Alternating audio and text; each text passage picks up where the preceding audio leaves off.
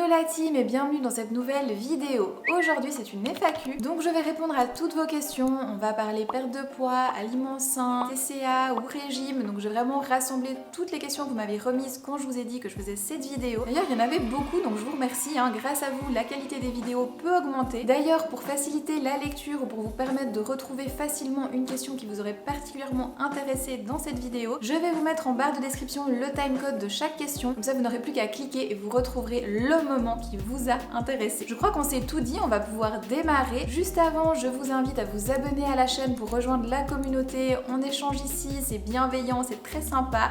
N'hésitez pas à nous rejoindre. Pensez aussi à activer la cloche des notifications, comme ça vous êtes informés dès qu'une nouvelle vidéo est là. Sur ce, je crois qu'on peut se lancer. Allez, FAQ, c'est parti. Première question, comment faire pour stabiliser son poids? Alors ça, c'est une très bonne question, je te remercie. En fait, on me la pose pas assez souvent et derrière cette question, il se cache un vrai problème, c'est l'effet yo-yo. Quand on fait un régime, on perd du poids et après, qu'est-ce qui se passe? En général, on reprend le poids et donc on refait un régime, ce qui fait qu'on va reperdre du poids, puis le régime va s'arrêter, on va reprendre du poids. Voilà, ça c'est l'effet yo-yo. En plus du fait que c'est pas agréable de perdre, reprendre, ce qui est encore moins agréable et qu'il faut quand même savoir, c'est que quand on fait le régime, en général, on perd un petit peu de muscle et donc à chaque passage, à chaque cycle, chaque nouveau régime, on se retrouve avec une composition corporelle qui est moins intéressante, donc moins de muscles, plus de gras, donc on devient de plus en plus flasque au passage et ça c'est pas très cool. Alors comment faire pour briser ce cycle? En fait il faut bien comprendre les régimes, comment ça fonctionne. On met en place un certain nombre de mesures, ces mesures elles sont plutôt frustrantes en général parce qu'on va arrêter ceci, arrêter cela, et ce qui nous fait tenir tout le long du régime c'est qu'on se dit mais dès que c'est fini, c'est bon, je vais pouvoir me refaire plaisir, je vais pouvoir faire ci, allez tiens le coup. Et quand le régime s'arrête, la frustration elle vous explose au visage et donc vous tenez pas, vous commencez à manger n'importe quoi. Alors c'est là qu'on a l'idée de se dire ah mais je vais faire une stabilisation et après je vais commencer à manger plus. Mais ça marche pas en fait, parce que le problème c'est que tant que vous réfléchissez en changement à court terme, vous aurez des résultats à court terme. Si maintenant vous voulez vraiment perdre du poids durablement, alors il va falloir faire les choses différemment et durablement. Donc typiquement un exemple, vous vous dites bon en fait dans mon café le matin je mets du sucre, mais si j'arrête de mettre du sucre dans mon café, en fait je vais perdre du poids. Mais ce qu'il faut pour pas reprendre ce poids, c'est arrêter définitivement. Donc il va plutôt falloir réfléchir à toutes ces choses que vous pouvez changer dans votre quotidien qui font qu'aujourd'hui vous vous retrouvez avec ces petits kilos en trop et qui justement vont faire que si vous arrêtez ces choses-là, vous allez pouvoir perdre du poids. Pensez vraiment durablement. Et ce qui est aussi intéressant à retenir avant de se lancer dans un régime, dans une méthode ou appelez ça comme vous voulez, c'est de se dire est-ce que je suis prête à faire ça tout le temps, toute ma vie? Est-ce que je suis prête à arrêter définitivement de manger des glucides tout le temps ou de les manger le soir? Est-ce que vraiment je veux ça tout le temps? Est-ce que c'est quelque chose que je vais pouvoir tenir? Et si vous êtes raisonnable et un petit peu honnête avec vous-même à ce moment-là, très rapidement vous allez vous dire non, c'est pas quelque chose qui est tenable, c'est quelque chose que je suis d'accord de faire quelque temps et donc dans ce cas ce sera un résultat qui sera là que quelque temps et donc on dit non, on passe son chemin. Deuxième question, quels sont les meilleurs aliments à consommer pour perdre du poids? C'est une question qui revient souvent et il n'y a pas d'aliments qui font perdre du poids. Ce qu'il faut faire pour perdre du poids, c'est avoir un déficit calorique, ce qui veut dire qu'il faut manger moins que ce que tu dépenses et c'est tout. Par contre je vais quand même te donner deux catégories d'aliments qui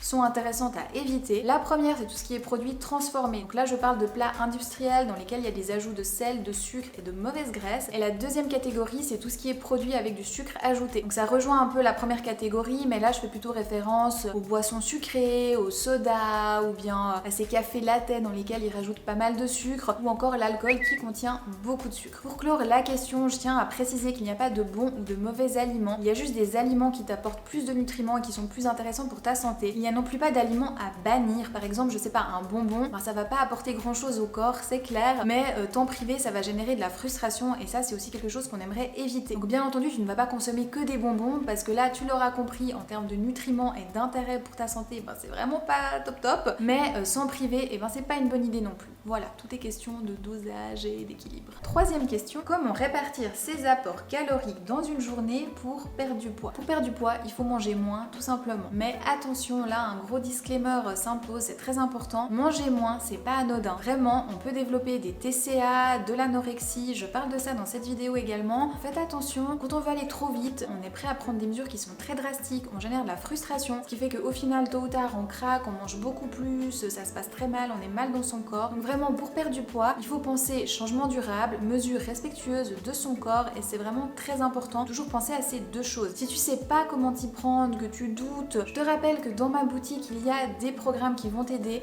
C'est des mesures qui sont douces, c'est respectueux de ton corps et ça te permet d'atteindre tes objectifs dans des délais qui sont tout à fait raisonnables. Ceci étant dit, je vais pouvoir répondre à ta question. Donc ce qu'on va chercher absolument quand on veut manger moins, c'est la satiété pour éviter les grignotages. Et ce que je vais te recommander, c'est plusieurs repas dans la journée, matin, midi, soir, avec des collations le matin et l'après-midi. Comme ça, on a un rythme alimentaire, ça permet vraiment d'éviter tout ce qui est frustration et pensée obsessionnelle parce qu'on sait qu'on mange régulièrement, donc on n'a pas ces pensées qui sont liées à la faim, qui font qu'on se dit ah quand c'est que je vais pouvoir manger, j'ai envie de manger ça, etc. Donc pour ça c'est vraiment très intéressant. Et puis si on a un petit creux, on peut toujours se dire ah mais dans quelques heures seulement j'ai de nouveau un repas, j'ai de nouveau quelque chose, donc ça permet vraiment de bien cadrer les choses et de se sentir bien. Question suivante, brûle-t-on plus de calories quand on fait du sport à jeun? Alors ça c'est vraiment un sujet qui fait polémique, donc non. Ce qui fait perdre du poids, c'est le déficit calorique comme je vous en ai parlé tout à l'heure, et ça se calcule sur plusieurs jours en général, donc qu'on fasse la séance le matin, l'après-midi, ça changera rien du tout,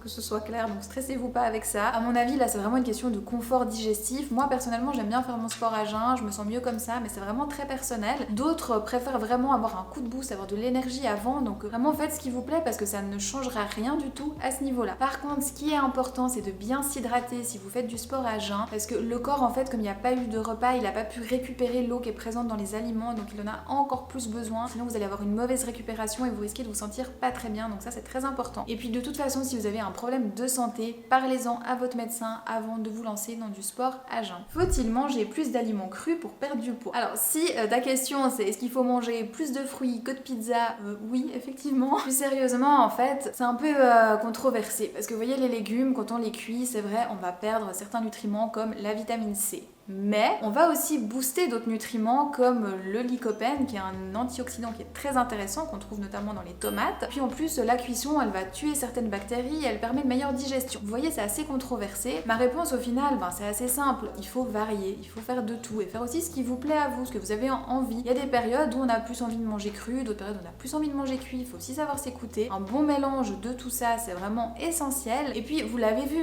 c'est ce qu'on voit depuis le début de la vidéo finalement pour perdre du poids ce qui compte. C'est pas qu'est-ce qu'on mange, c'est pas quand on le mange, c'est pas comment on le mange, mais c'est combien on en mange. Comment prendre du poids sans prendre de la graisse? Alors ça, c'est la question de tous les sportifs. Comment on fait pour avoir plus de muscles mais pas plus de gras? En fait, c'est extrêmement difficile, voire impossible. D'ailleurs, les bodybuilders font d'abord une prise de masse musculaire et ensuite une sèche. C'est pas pour rien. Alors oui, c'est des cas extrêmes, mais en même temps, on peut leur faire confiance. C'est quand même des spécialistes pour ce qui est de sculpter un corps. Et voilà, ne sois pas trop dur avec toi-même parce que c'est obligé. On va prendre un petit peu de gras, le corps en a besoin, ça va lui permettre de créer le muscle et après tu pourras très bien faire une petite sèche, perdre cet excédent et tout va très bien se passer. Je n'arrive pas à comprendre les signaux que m'envoie mon corps quant à ses besoins en termes d'apport nutritionnel. As-tu des conseils pour tendre vers l'alimentation intuitive? Alors oui, l'alimentation intuitive c'est quelque chose qui m'intéresse beaucoup, c'est un sujet qui me tient à cœur. Pour moi c'est la clé pour justement avoir une relation saine et positive avec l'alimentation. En fait le principe c'est qu'on va vraiment apprendre à écouter son corps, à écouter ses envies, ses besoins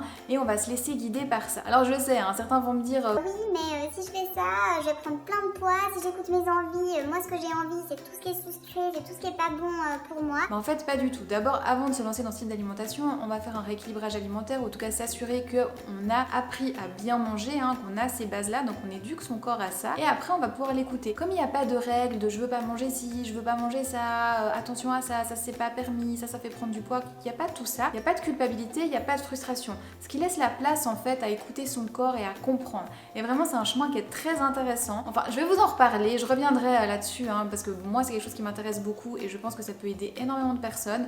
Donc si c'est un sujet qui vous intéresse, vous pouvez me le dire en commentaire et aussi vous pouvez vous abonner et activer la cloche des notifications si c'est pas encore fait parce qu'il y aura du contenu là-dessus très bientôt. As-tu eu des TCA? Ah voilà une question personnelle, je me disais que c'était bizarre que ce soit pas encore arrivé. Alors non, moi j'en ai pas eu, par contre j'étais pas très loin d'en développer, j'étais mal dans ma peau, j'avais un rapport très compliqué avec l'alimentation pendant de très nombreuses années. Je comprends tout à fait ce que c'est de pas être bien bien avec son corps et d'avoir envie de perdre du poids. Ça concerne beaucoup de femmes en fait, hein, et d'ailleurs je vous en avais parlé dans une précédente vidéo de mon expérience personnelle, donc si ça vous intéresse, je vous invite à aller regarder cette vidéo là. En anorexie, je n'arrive pas à beaucoup manger la journée, mais le soir je mange beaucoup. Est-ce que c'est grave? Comment faire pour arranger les choses? Non, c'est pas grave en fait, parce que l'essentiel pour toi maintenant c'est de manger assez. Donc déjà il faut veiller avec ton médecin que effectivement les apports sont suffisants. Après la répartition, ben oui c'est l'objectif, c'est l'idéal, mais c'est pas l'essentiel là maintenant tout de suite.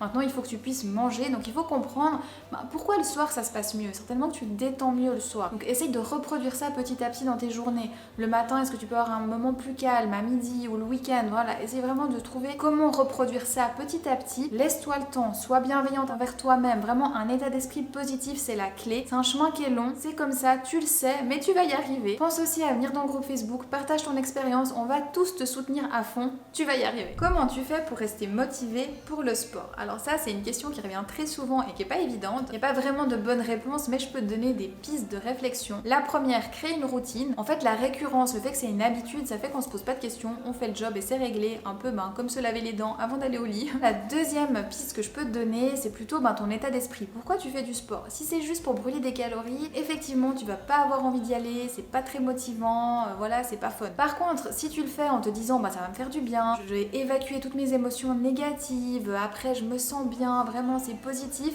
là t'auras envie d'y aller et ça va tout changer. Et indirectement, grâce à ça, t'auras mieux tes sensations de faim et ça se passera beaucoup mieux dans ton assiette. Pourquoi les kilos des périodes d'excès sont-ils difficiles à perdre et faciles à prendre? Alors ça, c'est quand tu fais un régime, en fait le corps il passe en mode famine, il fonctionne pas comme d'habitude et dès que tu fais un excès, lui il stocke tout parce qu'il se prépare à la prochaine période de diète. Il y a aussi ton métabolisme qui va ralentir, en fait moins tu manges, plus ton corps va s'économiser, ce qui fait que tu dépenses moins de calories, donc c'est de plus en plus difficile de perdre du poids. Ce qu'il faut au bout d'un moment, c'est repartir à zéro et pour ça, le rééquilibrage alimentaire, c'est la meilleure solution. Ça va permettre de relancer le métabolisme et d'éviter que au moindre écart, tu prennes du poids.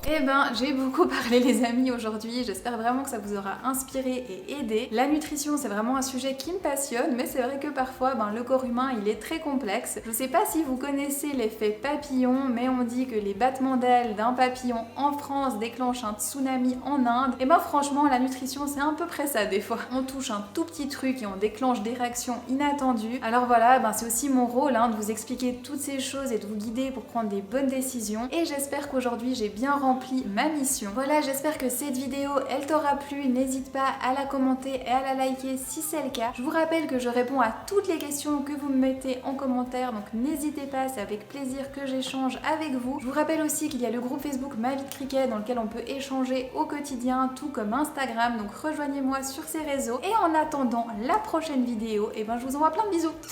Ciao!